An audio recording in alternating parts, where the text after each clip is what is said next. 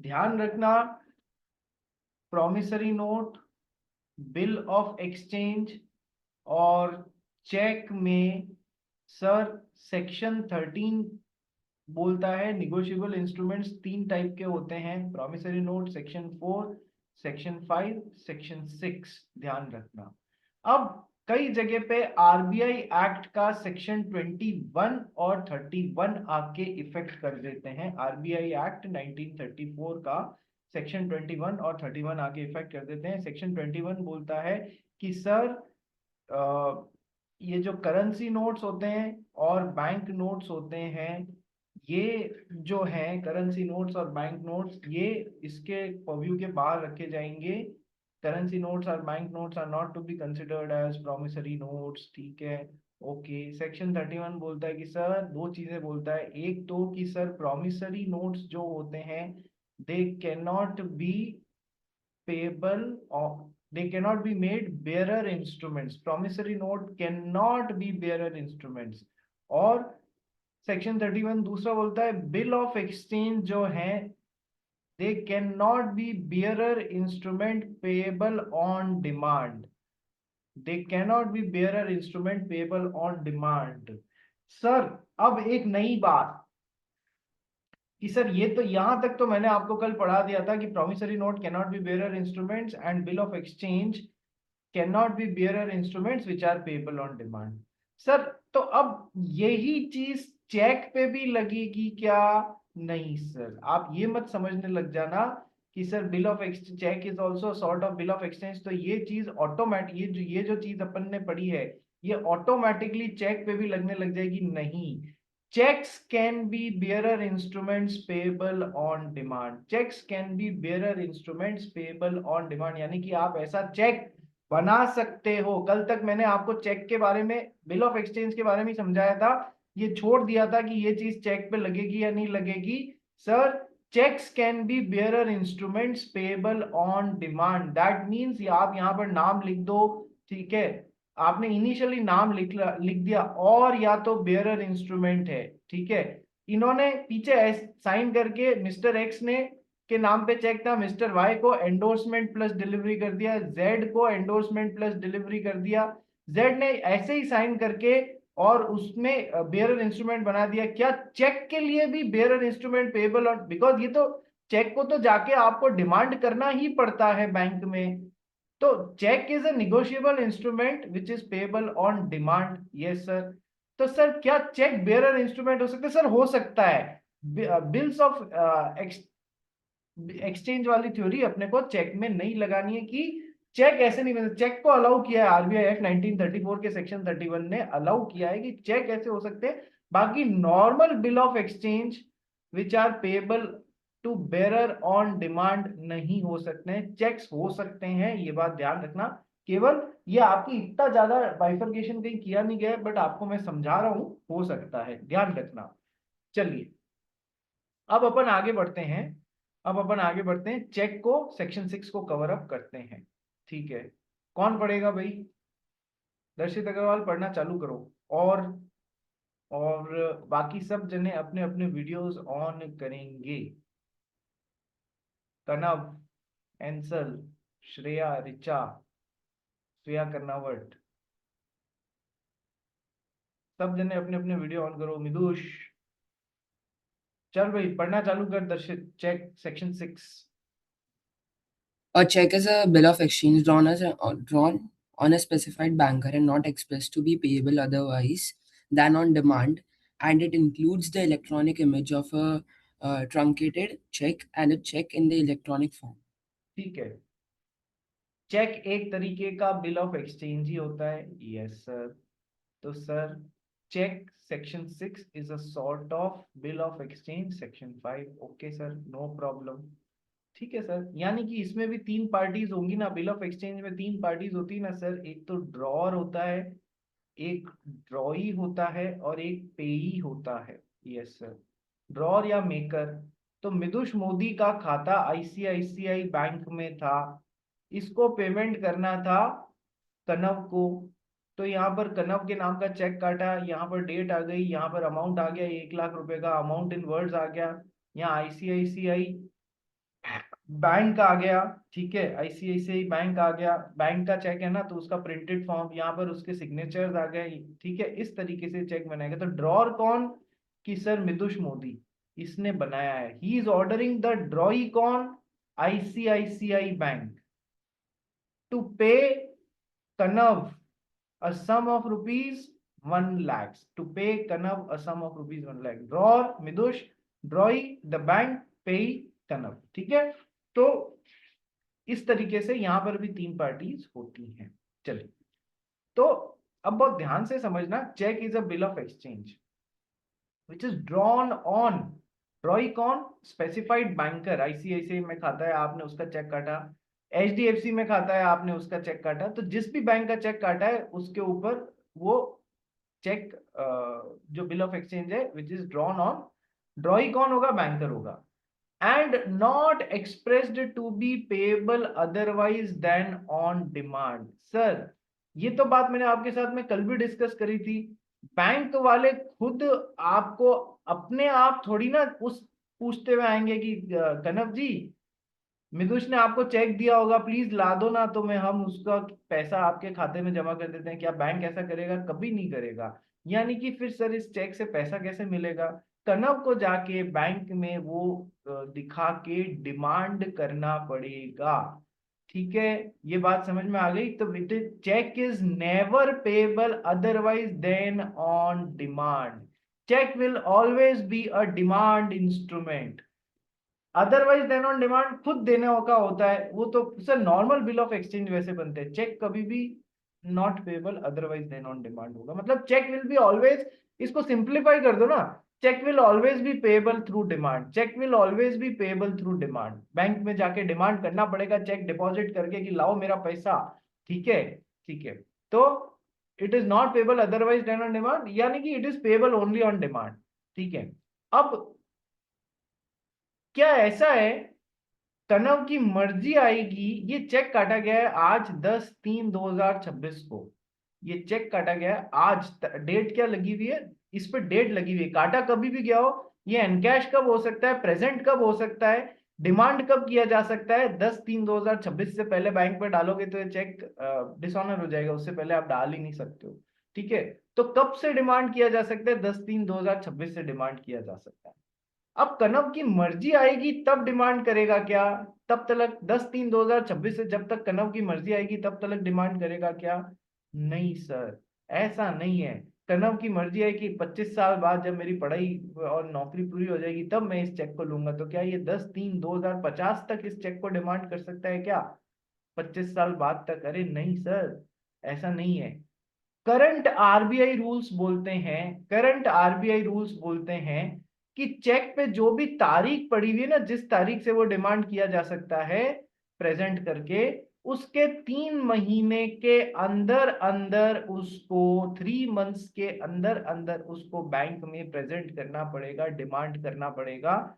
यदि 3 महीने के अंदर आपने इसको प्रेजेंट नहीं किया तो फिर अब इसका कोई मतलब नहीं रह जाता है, ठीक है। 3 मंथ्स के अंदर अंदर आपको अपने चेक को बैंक में प्रेजेंट करके डिमांड करना पड़ेगा, अदरवाइज वो चेक कोई काम का नहीं रहेगा, ठीक है जी। बात समझ में आ गई? Yes sir. पहले ये क्या था सर? 6 महीने था, ये टाइम लिमिट क्या थी कि चेक काटने के 6 महीने के अंदर प्रेजेंट किया जा सकता है, लेकिन अब इसको रिड्यूस करके आरबीआई ने क्या कर दिया है कि सर 3 मंथ्स कर दिया है, ध्यान रखना बस, ठीक है। दर्शित अग्रवाल क्या हो गया? सर 3 महीने के अंदर अंदर की 3 महीने तक, मतलब जो डेट है उस डेट को भी कर सकते हैं कि उसके पहले करना इस पड़ेगा? डेट से 3 महीने काउंट होना चालू हो जाएंगे। हाँ तो सर अगर इस डेट से 3 महीने होते हैं तो अभी समझो 6 तारीख का, मतलब जो जून 10 जून तक की 10 जून के पहले।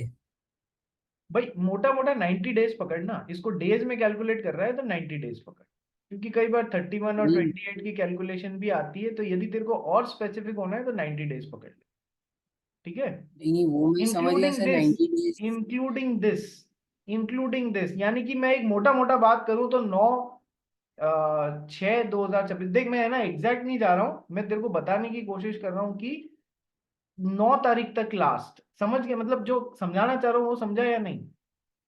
समझ गया सर। ठीक है, तो इसी में कंफ्यूज हो रहा था कि 10 6 तक या फिर 9 6 तक, तो 9 6 तक। ठीक है। ठीक है सर। ठीक है। चलो, ये हो गई एक बात। दूसरी बात, अब समझो, बहुत अच्छी अच्छी चीजें समझने को मिल रही हैं अपने को। क्या? Cheque is a bill of exchange drawn on a specified banker, not expressed to be payable otherwise than on demand. Demand जाके करना ही पड़ेगा। अब एंड इट इंक्लूड्स द, दो चीजें हैं चेक की डेफिनेशन में, दो चीजों को और इंक्लूड किया गया है। क्या? Number one, the electronic image of a truncated cheque. And cheque की डेफिनेशन में दूसरा क्या इंक्लूड किया गया है? Cheque in electronic form. आइए समझते हैं ये क्या चीजें हैं। The definition of cheque includes electronic image of a truncated cheque, and दूसरा cheque in electronic form. Sir, negotiable instrument act कब बना था कनव? कनव,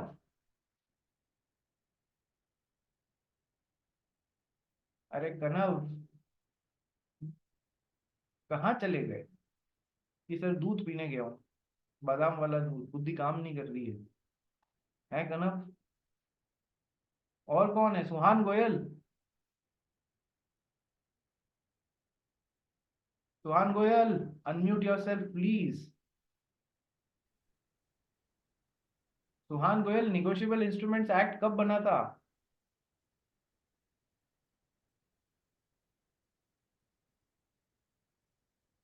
रिचा, निगोशिएबल इंस्ट्रूमेंट्स एक्ट कब बना था? 1881 सर। ठीक है। एक्शन में 1882 से आया, लेकिन बना कब था? 1881 ही बोलते हैं हम इसको।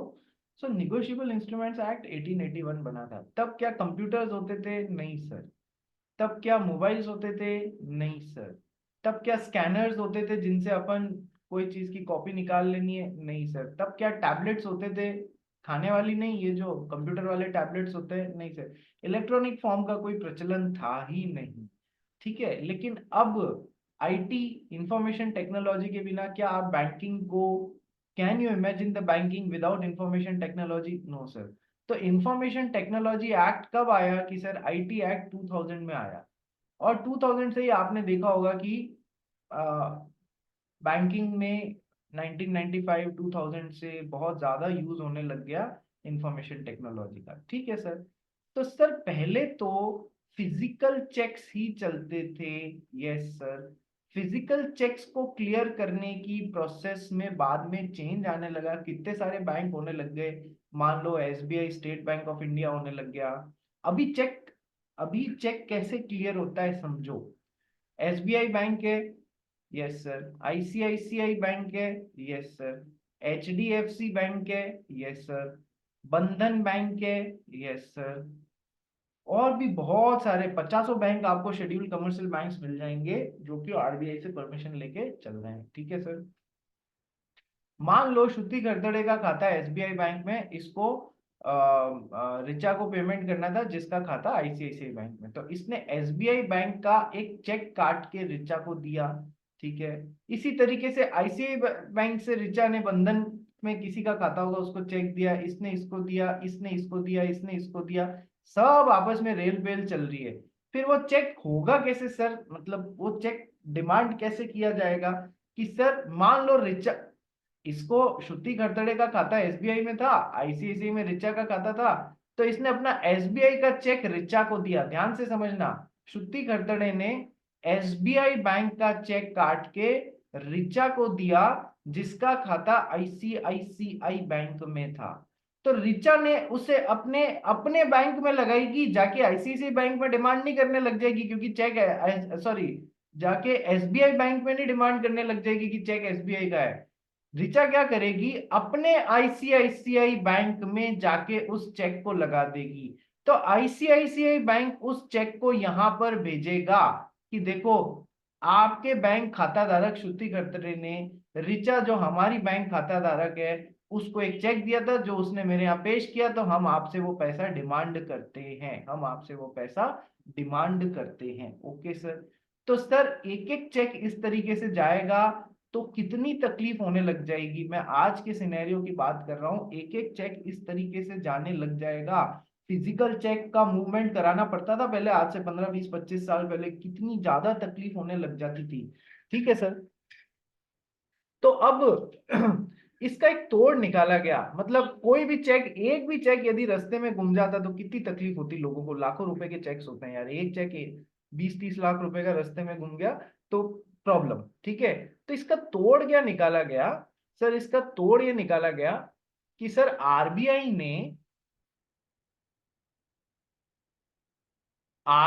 ने क्लियरिंग हाउसेस एस्टेब्लिश करने चालू किए करीब करीब हर सिटी में। ठीक है। क्लियरिंग हाउस में क्या होता था, बहुत ध्यान से समझना। एसबीआई, बहुत सारे बैंक है, आईसीआईसीआई, एचडीएफसी, यूको बैंक, जितने भी बैंक है, हजारों बैंक है, नहीं हजारों नहीं, 50 एक बैंक है, 40 50 बैंक है। इस सिटी में एक क्लियरिंग हाउस एस्टेब्लिश कर दिया। ये भी अपने चेक यहां भेजेगा, ये भी अपने चेक यहां भेजेगा, ये भी अपने चेक यहां भेजेगा, ये भी अपने चेक यहां भेजेगा। ठीक है सर। क्या अब तुमने कभी चेक की इमेज देखी है? Have you ever seen the image of a cheque? ठीक है, कभी चेक देखा है? उसमें नीचे कुछ नंबर्स लिखे हुए होते हैं। चेक में नीचे कुछ नंबर्स लिखे हुए होते हैं, ये देखो। क्या तुम लोगों को ये दिख रहा है? ये देखो, अरे यार,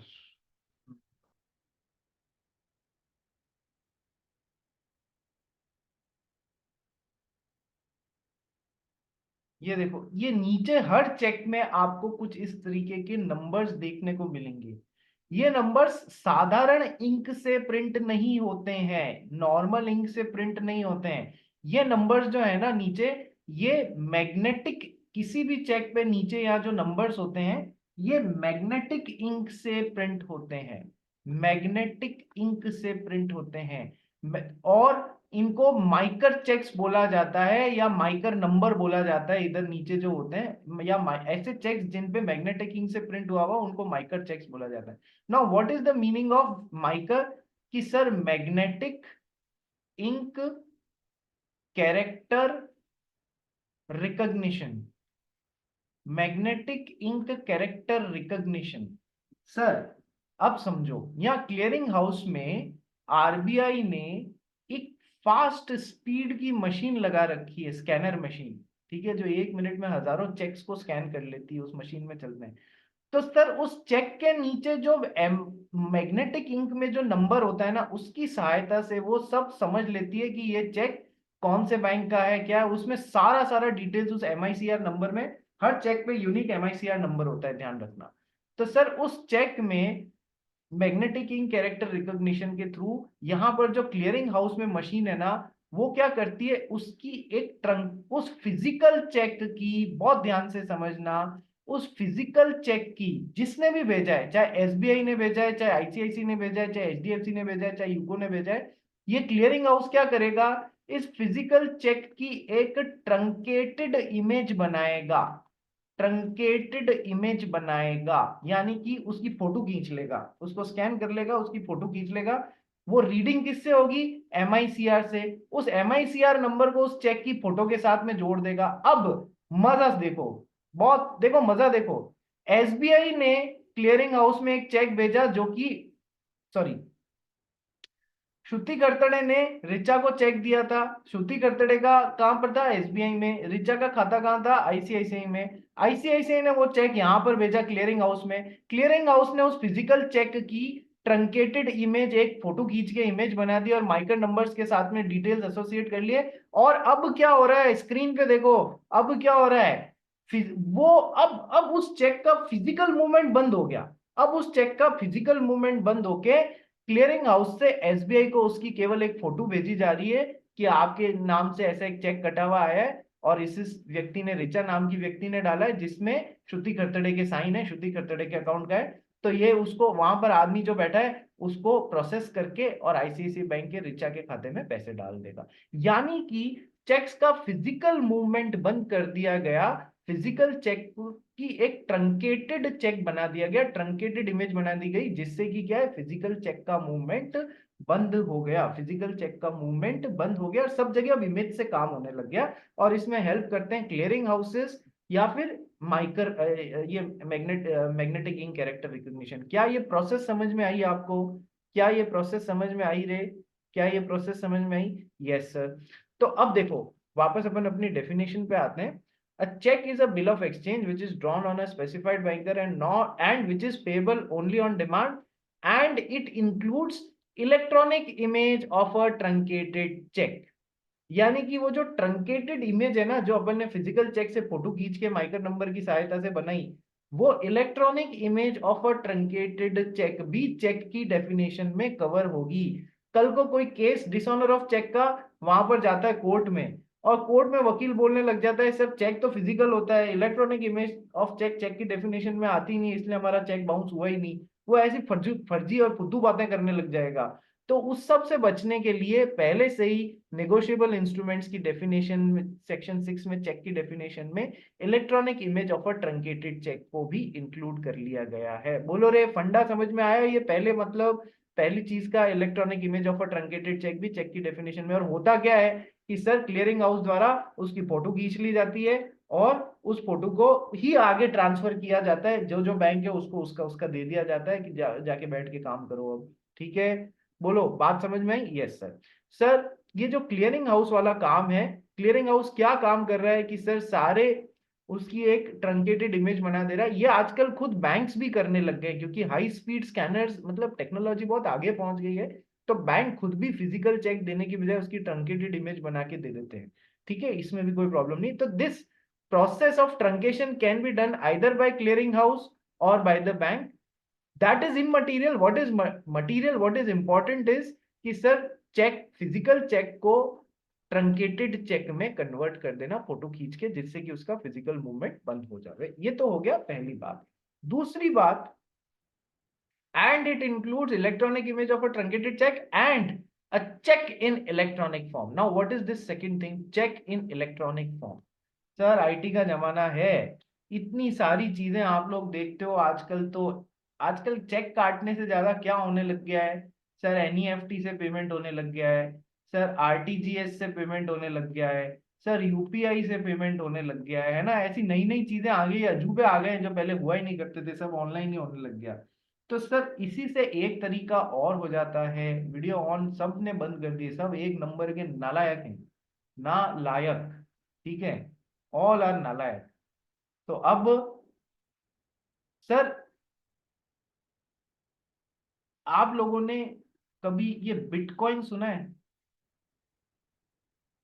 बिटकॉइन तो सुना होगा ना, आजकल लोग शेयर जैसे बिटकॉइन में भी वो करने लग गए हैं, इन्वेस्टमेंट करने लग गए हैं। बिटकॉइन इतना पॉपुलर क्यों हो रहा है? बहुत सारे रीजंस हैं। उसमें से एक रीजन है कि सर ये ब्लॉकचेन टेक्निक पे काम करता है। ब्लॉकचेन टेक्निक क्या होती है? दुनिया में हजारों लाखों करोड़ों कंप्यूटर्स हैं, हजारों लाखों करोड़ों कंप्यूटर्स हैं।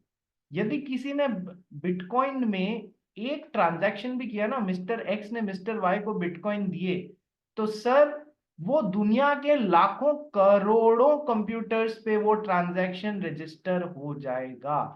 जो जो उस ब्लॉकचेन, ये एक चेन चल रही है कंप्यूटर्स की, उन लाखों करोड़ों कंप्यूटर्स पे एक साथ रजिस्टर हो जाएगा कि ऐसा एक ट्रांजैक्शन हुआ, यानी कि ऑथेंटिकेट हो जाएगा। यानी कि सर कोई कल को झोलझाल करने की कोशिश की गई कि एक्स के खाते से पैसे चुरा लेते हैं, तो वो केवल दो कंप्यूटर्स के बीच में हो जाएगा, वो ब्लॉकचेन टेक्निक में सारे कंप्यूटर्स पे रजिस्टर नहीं होगा, तो उसको ऑथेंटिकेटेड ट्रांजैक्शन नहीं मान के उसको अलाउ नहीं किया जाएगा। इसलिए ये सेफ है। ये टेक्निक बहुत ज्यादा सेफ होती है, ब्लॉकचेन टेक्निक। बहुत सारे और रीजंस भी है क्यों ये फेमस है, क्यों ये पॉपुलर है, पर हमें उन सब से मतलब नहीं है। ठीक है sir.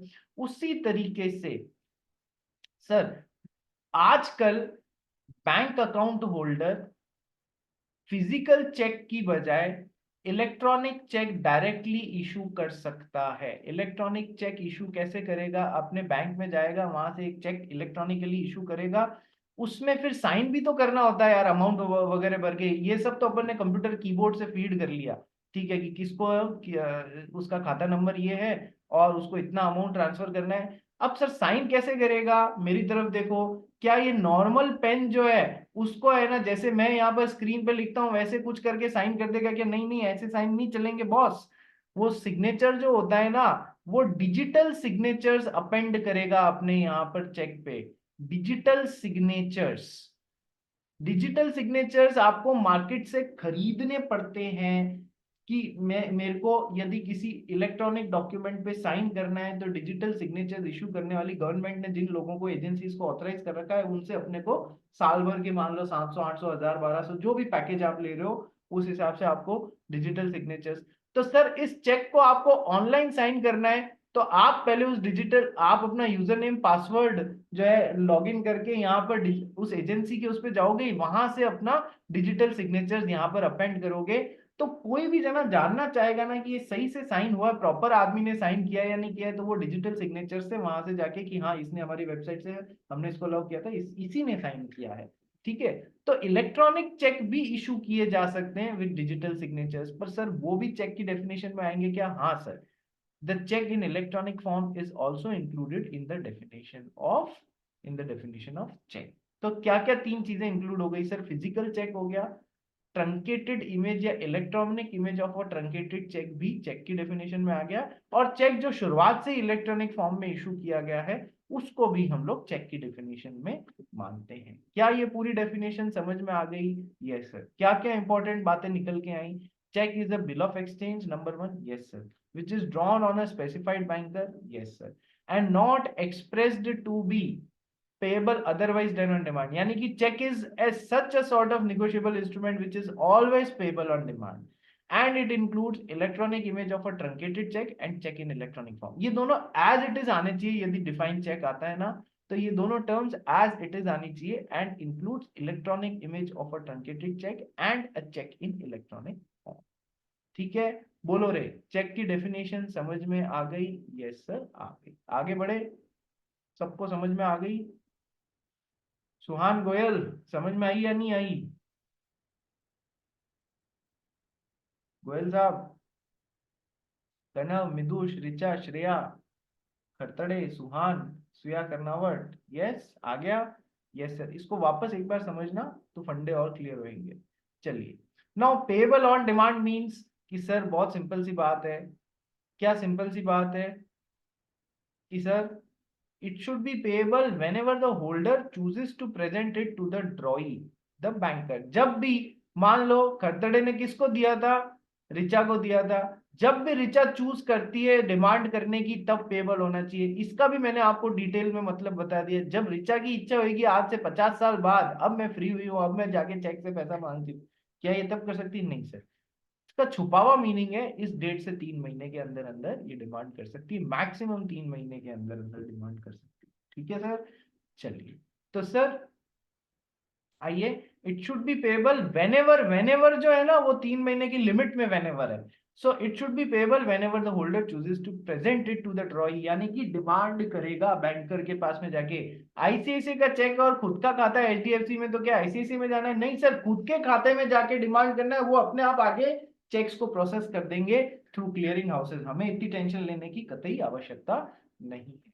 Now the expression banker includes any person acting as a banker and any post office saving bank। ये क्या चीज आ गई सर? ठीक है, आज तो गांवों में भी बैंक्स हो गए हैं। आज तो गांवों में भी बैंक्स की, कुछ कुछ बैंक्स की शाखाएं पहुंचने लग गई। अभी भी वो पेनिट्रेशन नहीं है बैंकों में जो होना चाहिए। लोग, बैंक्स जो है वो विलेजेस में अपना बैंक ब्रांच खोलना इंटरेस्टेड ही नहीं होते हैं, क्योंकि वहाँ छोटे छोटे अमाउंट्स होते हैं, वहाँ हाई नेटवर्थ इंडिविजुअल्स की जैसी बातें होती नहीं है। वो 10-10 20-20 रुपए के लिए आके माथा खाने लग जाते हैं। इसलिए क्या है, बैंक थोड़ा सा अवॉइड करते हैं। प्लस वहां पर खोल ली तो लोग, किसान आके लोग मांगने लग जाएंगे वन फाइन डे, वो मान लो चुकाए नहीं तो सरकार ने भी कई नोटिफिकेशन निकाले हुए हैं जहां पर किसानों के लोन माफ हो जाते हैं, फिर बैंक को झटका लगता है, तो वो बैंक वहां पर जाने में थोड़े कम इंटरेस्टेड रहते हैं। ओके फाइन, बट जब तक हम हमारी जनता को बैंकिंग से नहीं जोड़ेंगे, इंक्लूसिव नहीं करेंगे, क्या पूरे देश का डेवलपमेंट हैम्पर नहीं हो जाएगा? Yes sir. इसलिए हर जने को बैंक से जोड़ना बहुत ज्यादा जरूरी है। तो सर बैंक्स तो विलेजेस में पहुंच नहीं पाए थे, लेकिन ओवर द टाइम आजादी के बाद में पोस्ट ऑफिस तो जहां से अपन, आजकल तो खैर पोस्ट ऑफिस बहुत कोई यूज करता नहीं है बहुत ज्यादा, पर कि सब व्हाट्सएप और ईमेल का ही जमाना है। बट पुराने टाइम में फिजिकल चिट्ठी कहीं तो चलता था, जब तक इलेक्ट्रॉनिक इन चीजों का जमाना नहीं आया था, तो पोस्ट ऑफिस जरूर खुल गए थे। तो सरकार ने ये प्रॉब्लम समझते हुए कि बैंक्स का पेनिट्रेशन अभी विलेजेस तक नहीं है, सर पोस्ट ऑफिस को बैंकिंग की सुविधा देना का अलाउ किया, दैट पोस्ट ऑफिस बैंकिंग की सुविधा दे सकते हैं। ठीक है, तो सर अपने आप पेनिट्रेशन हो गया, जो चाहिए था बैंक्स की फैसिलिटी का वो अपने आप हर जगह इंडिया के पहुंच गया, क्योंकि इंडिया में हर थोड़ी जगह हर थोड़ी डिस्टेंस पे पोस्ट ऑफिस तो होते ही हैं।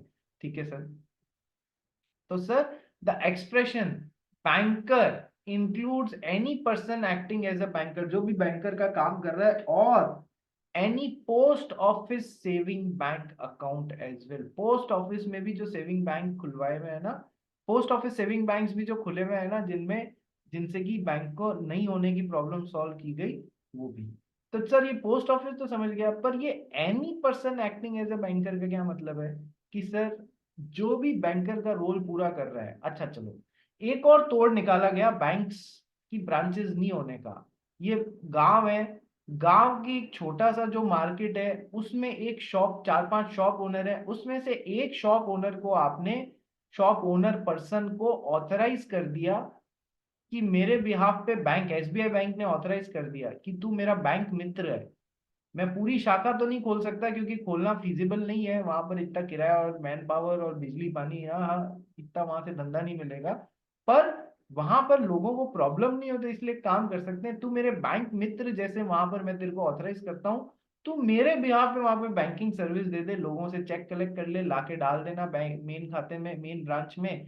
जब लोगों को कोई किसी को कैश चाहिए, तो मैं तेरे को एक टर्मिनल आउटपुट दे देता हूँ कंप्यूटर पे, देख ले उसके खाते में इतने पैसे हैं, तो तू उनको निकाल के दे दे उनसे चेक जमा करके।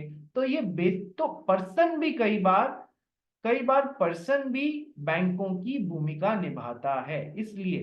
तो the expression banker includes any person acting as a banker and any post office saving bank as well. क्या अब इस लाइन का मतलब समझ में आ गया? Yes sir.